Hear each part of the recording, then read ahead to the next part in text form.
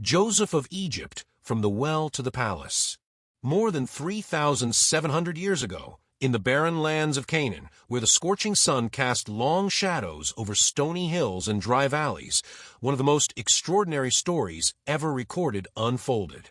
A story of betrayal and redemption, of suffering and glory, of a divine plan woven through the most unlikely human choices. This is the story of Joseph, son of Jacob, whose name would echo through the centuries as a testimony that even in the darkest moments, when all seems lost, there is a greater purpose being fulfilled. Part 1. The Young Dreamer. On the rolling plains of Hebron, among goatskin tents sewn with thick threads and supported by acacia wood stakes, Jacob lived with his large family. The patriarch owned vast flocks of sheep and goats that spread across the hills like white and brown clouds over the parched land. The smell of wood smoke mingled with the aroma of bread being baked on hot stones, while the sound of animal bleats constantly echoed through the camp. Among Jacob's 12 sons was a 17-year-old named Joseph.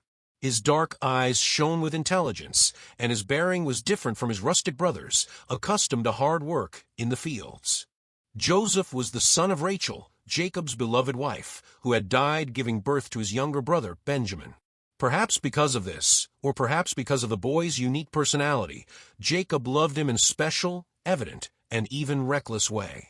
One day, Jacob had a special tunic made for Joseph. It was not the simple, short garment that shepherds wore to work in the stony fields. It was a long ankle-length tunic woven from woolen threads dyed in vibrant colors: purple, crimson, sky blue, and gold. The sleeves were long, reaching to the wrists. It was a noble garment, a prince's garment, not a worker's. Each time Joseph walked through the camp wearing that tunic, it fluttered in the wind like a flag proclaiming his father's favoritism. Joseph's brothers saw that. Reuben, the firstborn, who should have the honor. Simeon and Levi, strong and impetuous. Judah, with a calculating look. And the others, all scorched by the desert sun, with calloused hands from hard work, watched Joseph in that colorful robe and felt hatred grow like weeds in their hearts. When Joseph approached, they turned their faces. When he spoke, they responded harshly. They could not even greet him with peace. But there was something more disturbing than the tunic. Joseph had dreams. One morning, after the family had eaten breakfast of bread, goat cheese, and dates, Joseph gathered his brothers under the thin shade of a wind-twisted tamarisk tree. His eyes shone with excitement as he told, "Listen to the dream I had. We were in the field, tying sheaves of wheat. Suddenly my bundle rose and stood upright, erect and firm. Then your sheaves drew near and bowed down before mine." The silence that followed was heavy as a stone. The brothers looked at each other, their faces hardening. Finally, one of them exploded. "Are you saying you're going to reign over us? That we will bow down to you?" The hatred that already existed has turned into something denser, more dangerous. But Joseph, in his youth, and perhaps naivety, had another dream. This time he dreamed that the sun, moon, and 11 stars bowed before him. When he told this dream, even Jacob rebuked him. "What is this dream? Are you saying that me, your mother, and your brothers will bow down to the ground before you?" But even as he rebuked, Jacob kept those words in his heart, pondering the meaning of those visions. The brothers, however, did not ponder. They were seething with envy and resentment. Every glance at Joseph was a spark that fed the fire of hatred. Part 2. The Betrayal and the Pit. Weeks passed. The pastures near Jacob's camp had been consumed by the flocks, and Joseph's brothers set out in search of new pastures. They traveled about 50 miles north to the fields of Shechem, taking with them hundreds of sheep and goats. Days later, in Jacob's tent, the patriarch called Joseph. "My son, your brothers are feeding the flocks in Shechem. I want you to go there, see how they are, how the herd is, and bring me news." Joseph put on his colorful tunic, put on his leather sandals, and set off. The journey was long. He crossed dry valleys where only thorny bushes grew among the rocks. He climbed hills from which he could see the vastness of the Promised Land, with its gnarled olive trees and solitary fig trees. The midday heat was stifling, and Joseph covered his head with a cloth to protect himself from the relentless sun. When he arrived in Shechem, he did not find his brothers. A man he met in the fields told him, "They have left here." I heard them saying that they were going to Dothan." Joseph continued his journey for another 20 kilometers until he saw in the distance the tents of his brothers set up near a well. From the top of a hill, under the scorching sun of the late afternoon, the brothers saw him coming. Even from a distance, the colorful tunic was unmistakable, shining like an open wound in the barren landscape. "Here comes the dreamer," said one, spitting out the words bitterly. Sitting in a circle on stones and worn carpets, they began to conspire. "Let's kill him," someone suggested. "Let us throw his body into one of these dry wells, and we will tell the father that a wild animal has devoured him. We will then see what will become of your dreams." But Reuben, the eldest, felt a weight on his conscience. "Don't shed blood," he said. "Throw it into that well over there, but don't get your hands on it." Secretly, Reuben planned to rescue him later and return him to his father. When Joseph finally arrived at the camp, smiling and greeting his brothers, he was greeted not with hugs but with violence. Rough hands grabbed him. Joseph cried out, confused and terrified, "What are you doing? I am your brother." But they didn't listen. They tore off her colorful tunic in anger, tearing her beautiful garment. Joseph fought, but there were many against one. They dragged him to the edge of an ancient well, long dry up. It was a cistern dug into the rock, about 10 feet deep, its rough walls covered with parched moss and loose stones. And they threw him in there. Joseph fell heavily to the bottom, his breath rushing out of his lungs on impact. He staggered to his feet, his hands scratched, his body sore. He looked up and saw the circle of light above, the faces of his brothers looking down expressionlessly. "Please," he shouted, his voice echoing off the damp walls of the cistern. "Why are they doing this? Get me out of here. Please." But they have moved away from the edge. Joseph heard their voices drifting away, heard laughter, heard the sound of something being prepared to eat. They simply sat down to have a meal, while Joseph's muffled cries came from the well like a distant wail. The hours passed. The afternoon gave way to dusk. Joseph, sitting at the cold, dark bottom of the well, wept. He cried for the betrayal, for the pain, for the fear. The stars began to appear in that distant circle above his head, the same stars that, in his dream, bowed before him. Now, he was at the bottom of a well, abandoned by those who were supposed to protect him. Part 3. Sold into slavery.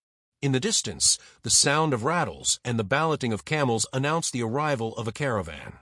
The brothers looked up and saw Ishmaelite merchants coming down the dusty road to Egypt. The camels swayed under the weight of their cargoes, aromatic resin, balsam, and myrrh, destined for Egyptian markets. Judah had an idea. "What good is it for us to kill our brother and hide his blood? We will sell it to the Ishmaelites. So we will not lay our hands on him, for he is our brother, our own flesh." The others agreed. After all, they would profit from the sale and still get rid of Joseph. They pulled Jose out of the well. He staggered up, blinking in the late afternoon light, his body covered in scratches and dust. For a moment, he believed that they had changed their minds, that they would set him free. But then he saw the merchants approaching, their faces burned by the desert sun, their clothes stained by the long journey. "No," Joseph cried out, understanding. "Don't do that. I am the son of Jacob. I am your brother." But iron chains were tied around his wrists. The Ishmaelites weighed 20 pieces of silver, the price of a young, healthy slave, and placed them in the greedy hands of the brothers. Joseph was pulled, struggling and screaming, tied to the camels. "Reuben, Judah, Simeon, please, do not abandon me." Their supplications were lost in the wind as the caravan departed, raising clouds of reddish dust. Joseph looked back, seeing his brothers get smaller and smaller on the horizon, until they disappeared completely. Ahead, a journey of hundreds of miles through the Sinai desert awaited him, toward the land of Egypt, toward the unknown, toward slavery.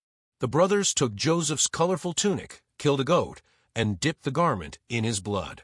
They brought it to Jacob and said, "We have found this. See if it is your son's tunic or not." Jacob recognized the tunic immediately. His knees weakened. He tore his own garments, put sackcloth over his body, and wept bitterly. "It's my son's tunic. A wild animal has devoured him." Joseph was torn to pieces. All his sons and daughters came to comfort him, but he refused to be comforted, saying, "I will go down to the tomb mourning for my son." And Jacob wept for Joseph as one weeps for the dead. Part 4. In Egypt, Potiphar's house. After weeks of traveling under the scorching sun, the caravan finally arrived in Egypt.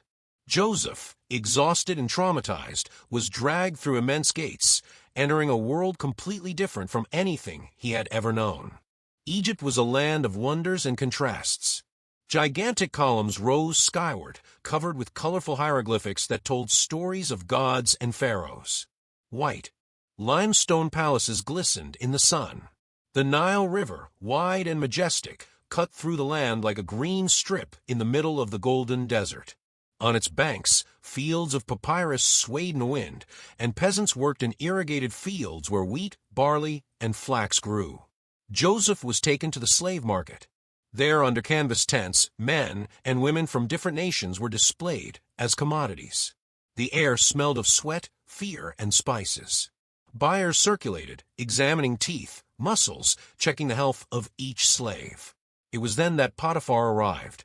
He was captain of Pharaoh's guard, a tall, imposing man dressed in impeccable white linen and fine leather sandals. A gold necklace hung on his chest, a symbol of his elevated position. His experienced eyes examined Joseph. He saw a strong, healthy young man with intelligent eyes despite his visible despair. Potiphar bought Joseph and took him to his house. Potiphar's residence was magnificent. Located in a prime area of the city, it was built around a central courtyard with a rectangular pool surrounded by painted columns. Lush gardens grew there with palm trees, sycamore trees, and fragrant flowers. Cool rooms with polished stone floors overlooked the courtyard. The walls were decorated with paintings of scenes of the Nile, birds, and colorful fish. Joseph began as the lowest of servants. His hands, used to tending sheep, now carried water, cleaned floors, waited tables. But something about Joseph was different. Even in slavery, even in the pain of having been betrayed and sold, Joseph did not give in to bitterness. He worked with excellence, with honesty, with an integrity that drew attention. And God was with him. Everything Joseph did prospered. The tasks entrusted to him were fulfilled perfectly. He quickly learned the Egyptian language, the customs, the laws. Potiphar began to notice that young Hebrew was no ordinary slave. There was wisdom in his counsels, efficiency in his administration. Gradually, Jose was given greater responsibilities. From being a servant of basic tasks, he was promoted to supervisor of the other slaves. Later, he became administrator of Potiphar's goods. Finally, Potiphar entrusted Joseph with everything he owned. The house prospered under Jose's management. Business multiplied.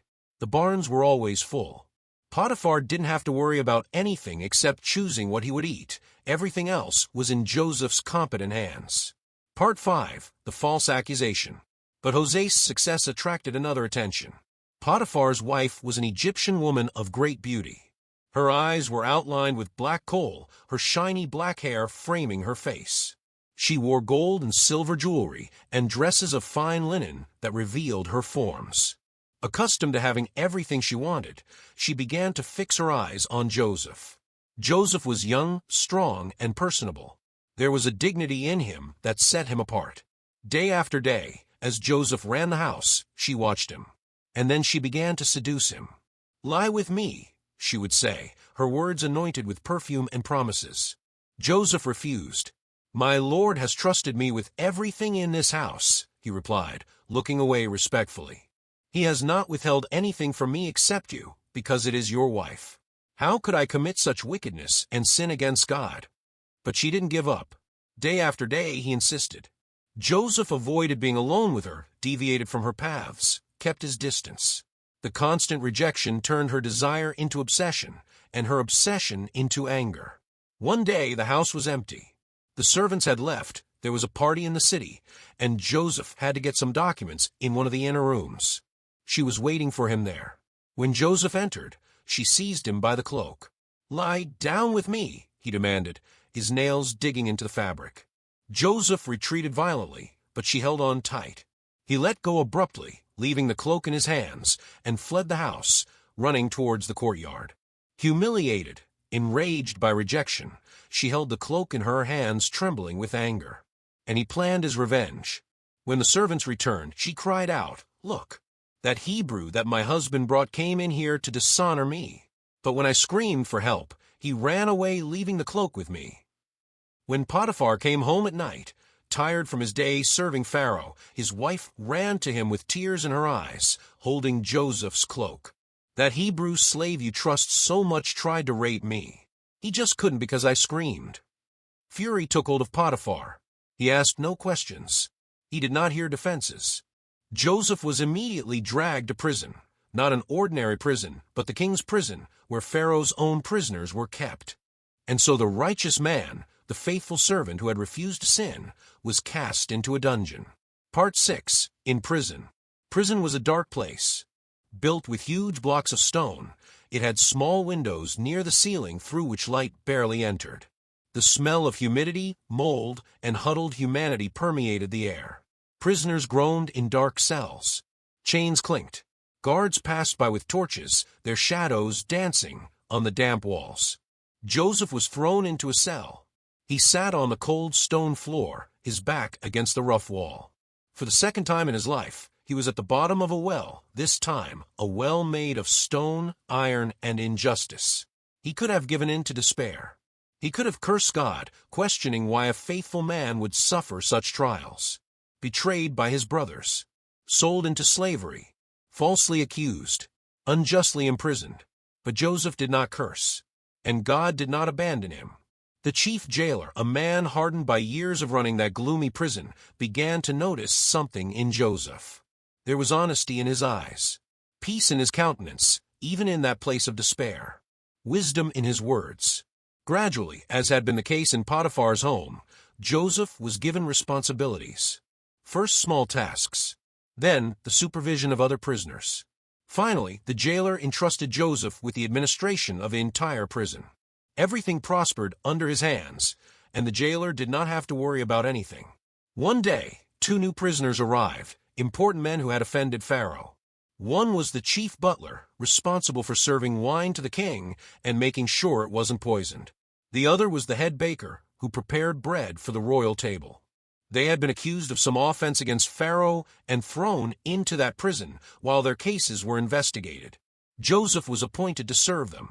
One morning, Joseph entered their cell and noticed that they both had troubled expressions, faces heavy with concern. "Why do you look so sad today?" he asked.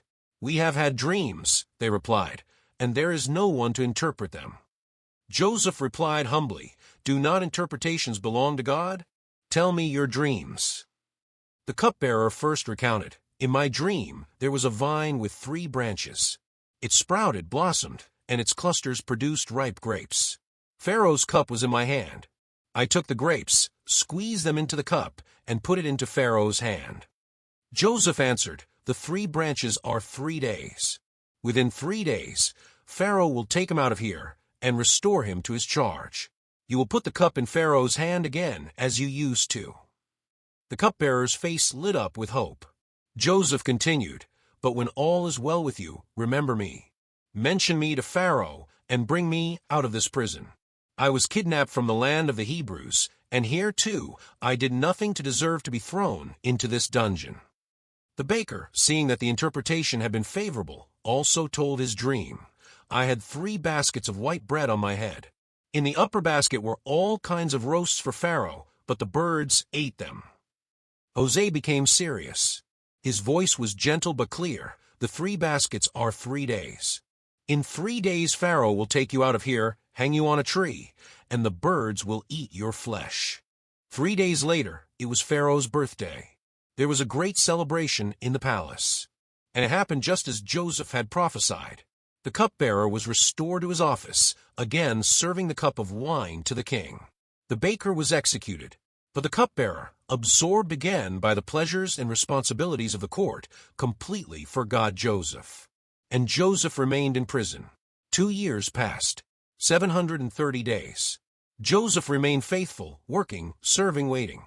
Not in a passive waiting of despair, but in an active waiting of faith. Because Joseph had learned something profound through his trials, God had a plan.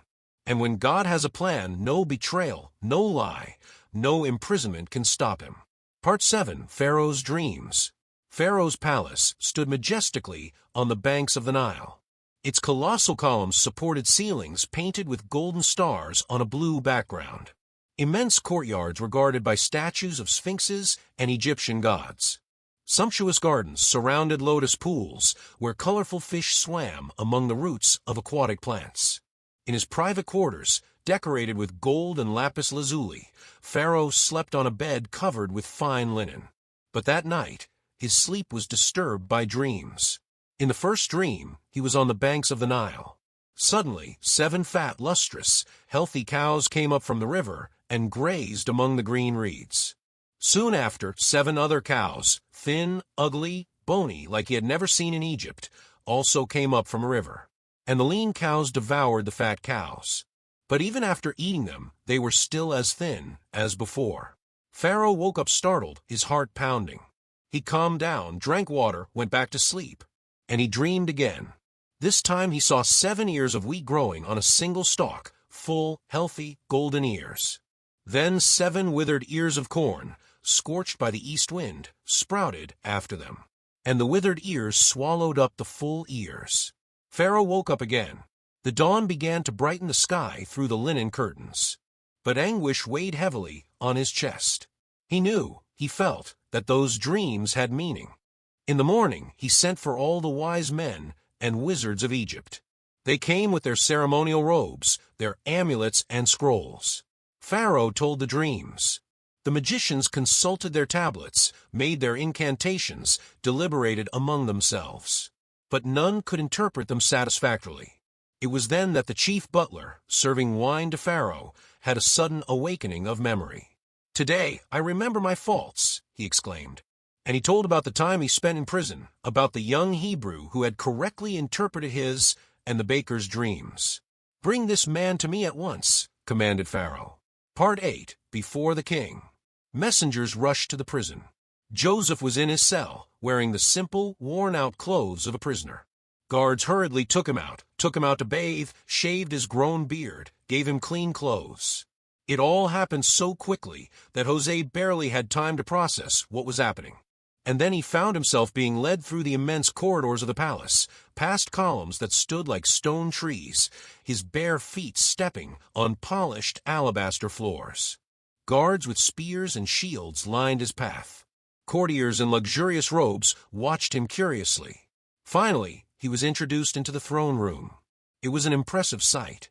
The high ceiling was supported by rows of columns decorated with scenes from Pharaoh's life and conquests. Incense burned in golden braziers, filling the air with the fragrance of myrrh and cinnamon. Court officials, dressed in impeccable white linen and gold jewelry, lined up on both sides. And on the throne, lifted up on a platform, was Pharaoh. He wore the double crown of Upper and Lower Egypt, white and red. A scepter was in one hand, the flail in the other, symbols of his absolute power. His solid gold necklace gleamed against his bare chest, tanned by the sun. His eyes, outlined with kohl, were fixed on Joseph with intensity. Jose prostrated himself to the ground, as protocol required. "Get up," Pharaoh said. His voice echoed through the large room. "I had a dream, and no one can interpret it. But I have heard that when you hear a dream, you can interpret it." Joseph stood up. There he was, facing the most powerful man in the known world. A prisoner, a slave, a foreigner. But Joseph did not seek credit for himself. Instead, he replied with humility that disarmed everyone present. "It's not in me, but God will give Pharaoh an answer of peace." Pharaoh then narrated his dreams in detail. The 7 fat cows devoured by the thin ones. The 7 full ears of grain consumed by the withered ones. The entire court was silent, waiting. Jose took a deep breath. It was not his wisdom, but divine revelation. And then he spoke with clarity and authority. Pharaoh's 2 dreams are one. God revealed to Pharaoh what is about to happen. The 7 fat cows and the 7 full ears represent 7 years. The lean cows and the withered ears also represent 7 years. 7 years of great abundance will come in all the land of Egypt. Then will come 7 years of severe famine. Abundance will be forgotten on earth because of the famine that will follow, for it will be extremely severe. The dream has been doubled because the issue is firmly decided by God, and he will do so soon. The hall remained in absolute silence. Everyone processed the words. 7 years of plenty. 7 years of hunger. It was a frightening revelation, but it had the weight of truth. Joseph continued, now not only interpreting, but advising. Let Pharaoh seek out a man of discernment and wisdom, and place him over the land of Egypt. Appoint officers on the land to collect 1/5 of the entire harvest during the 7 years of plenty. This food will be stored up as a reserve for the 7 years of famine that will come upon Egypt, so that the land will not be devastated by famine.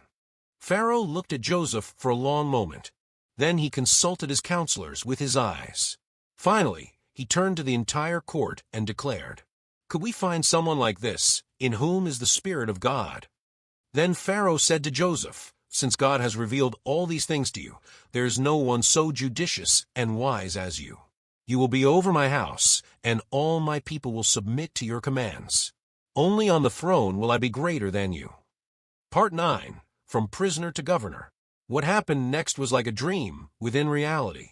Pharaoh took from his own finger the ring with the royal seal, an object of immense power, as it authorized decrees and documents in the name of the king himself, and placed it on Joseph's finger. He had him dressed in garments of the finest linen, white as a cloud, woven with a perfection that only the Egyptians knew how to achieve. They placed around his neck a necklace of solid gold, heavy and magnificent. Pharaoh proclaimed, "His name shall be Zaphenath-Paneah," which meant God speaks and he lives in Egyptian. And he gave him to wife Asenath, the daughter of Potipharah, the priest of On, one of the noblest families of Egypt. Joseph was placed in the second chariot of the kingdom. As he was carried through the streets of the capital, heralds rushed ahead shouting, "Make way! Pay homage!" The people knelt as they watched this young man, who a few hours ago was a prisoner, pass by, now dressed as a prince, with authority over all the land of Egypt. Joseph was 30 years old. 13 years had passed, 13 long years, between slavery and imprisonment. 13 years of trial, of learning, of character building. And now, in a single day, God had raised him from the dungeon to the throne. Jose wasted no time. He traveled throughout Egypt, organizing the collection and storage of grain. During the 7 years of plenty, the harvests were so plentiful that Joseph had immense barns built in all the cities. Wheat was stored in such vast quantities that they stopped measuring. It was like sea sand without measure. Joseph also had 2 children with Asenath.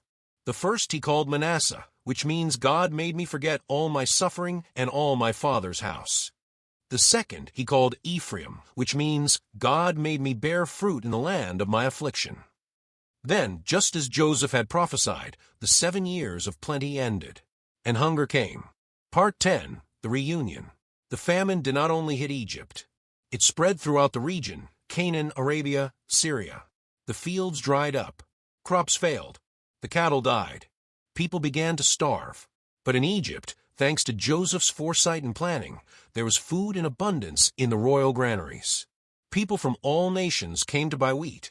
In Canaan, at the tent of Jacob, now a white-haired elder, the situation was desperate. But he heard that there was wheat in Egypt. He called his 10 eldest sons together. He kept Benjamin at home, for fear of losing his youngest son as well, and said, "Go down to Egypt and buy food for us, that we may live and not die."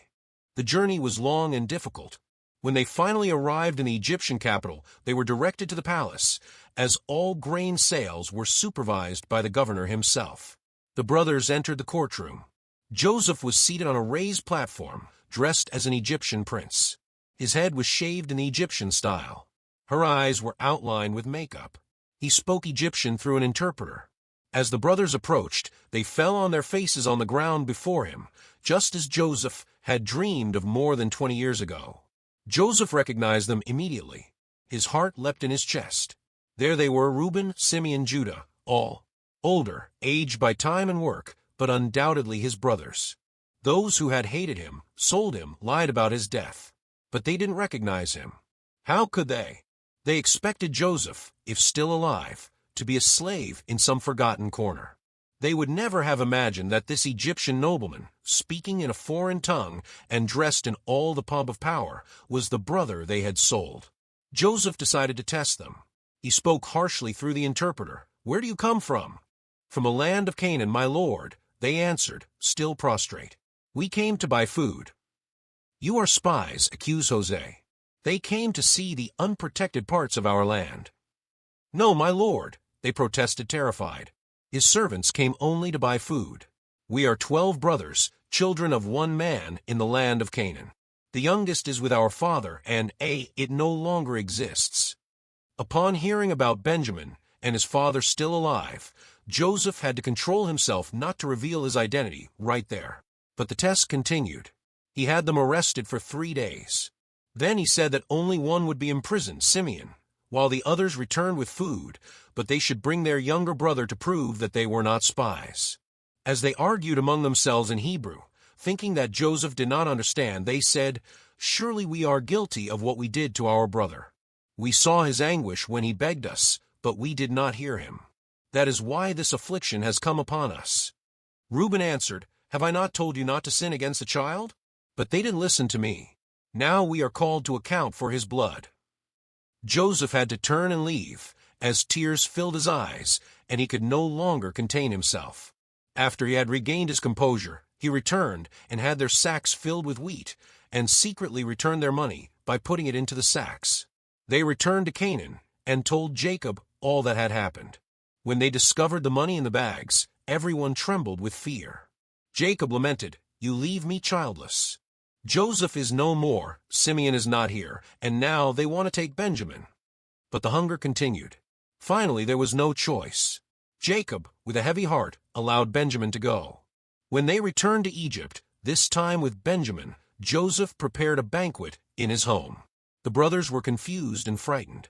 Why did the governor of Egypt treat them with such honor? During the feast, Joseph asked about their father. "Does he still live?" "Okay. Yes, our father is still alive and well," they replied, bowing respectfully. Joseph looked at Benjamin, his blood brother, son of the same mother, now a grown man. His emotions almost overwhelmed him. "God be gracious to you, my son," he said, and had to leave the hall quickly because he was crying uncontrollably. Joseph tested them once more. He had his sacks filled with food, returned the money again, and put his silver cup in Benjamin's sack. When they left the next morning, Joseph sent his guards to pursue them and charge them with theft. When the cup was found in Benjamin's sack, the brothers tore their garments in despair. They were brought back. Judah, the same one who had suggested selling Joseph, fell at the governor's feet and made an impassioned supplication. He told of his elderly father, who loved Benjamin above all else, of how he had already lost a son, of how he would die if he lost him too. And he offered, "Let me be a slave in the boy's place, but let the boy go back with his brothers." It was the moment Jose had been waiting for. His brothers had changed. Those men who sold one brother were now willing to sacrifice everything for the other. Part 11, The Revelation. Jose could no longer contain himself. "Get everyone out of here," he ordered in Egyptian. All the attendants, guards, and servants quickly left, leaving Joseph alone with his brothers. And then Joseph wept. He wept so loudly that even the Egyptians outside the room could hear. In Hebrew, the language of his childhood, the language he had not spoken in years, Joseph said, "I am Joseph." The brothers were speechless with terror. "I am Joseph, your brother, whom you sold into Egypt." The silence was deafening. The brothers retreated, pale, trembling. Here was the man they had betrayed, now with absolute power over their lives. Surely he would take revenge. But Joseph approached them, tears running down his face. "Come closer to me, please," he said gently. As they approached hesitantly, Joseph continued, "I am Joseph, your brother. But now do not grieve or be angry with yourselves for having sold me here. It was to preserve lives that God sent me before you. There have already been 2 years of famine in the land, and there will still be 5 years without planting or harvesting. God has sent me before you to preserve a remnant on earth and save your lives by a great deliverance. Therefore it was not you who sent me here, but God." And then Joseph embraced Benjamin and wept over him. He embraced each of his brothers. And they wept together, tears of repentance, tears of forgiveness, tears of reconciliation. Joseph said, "Hurry up. Return to my father and say to him, 'This is what your son Joseph says. God has made me lord over all Egypt. Come down here without delay. You will dwell in the land of Goshen near me, you, your sons, your sons' sons, your flocks, and all that you have. There I will sustain you through the 5 years of famine that are yet to come, so that you will not be impoverished, neither you nor your house, nor all that you have. Pharaoh, when he heard that Joseph's brothers had arrived, rejoiced. Tell your brothers, Pharaoh commanded Joseph, to bring your father and your families. I will give them the best of the land of Egypt, and they will eat of the bounty of the land. And so Jacob, the old patriarch who mourned his son for dead, received the most extraordinary news. Joseph is still alive. He is ruler over all the land of Egypt. At first, his heart failed because he could not believe it. But when they saw the chariots that Joseph had sent to fetch him, Jacob's spirit revived. Enough. My son Jose is still alive. I'll go see him before I die. The journey has been made. 70 people of Jacob's family went down to Egypt. When Joseph heard that his father was approaching, he prepared his chariot and went to meet him in the region of Goshen. When they saw each other, Joseph threw himself into his father's arms and wept on his neck for a long time. Jacob said to Joseph, "Now I may die, since I have seen your face and know that you are still alive." Joseph settled his family in the best lands of Egypt. During the years of famine, he supported not only his entire family, but also the surrounding nations. Thousands of lives were saved because of the obedience, integrity, and wisdom of this young man who refused to be bitter, who remained faithful even when all seemed lost.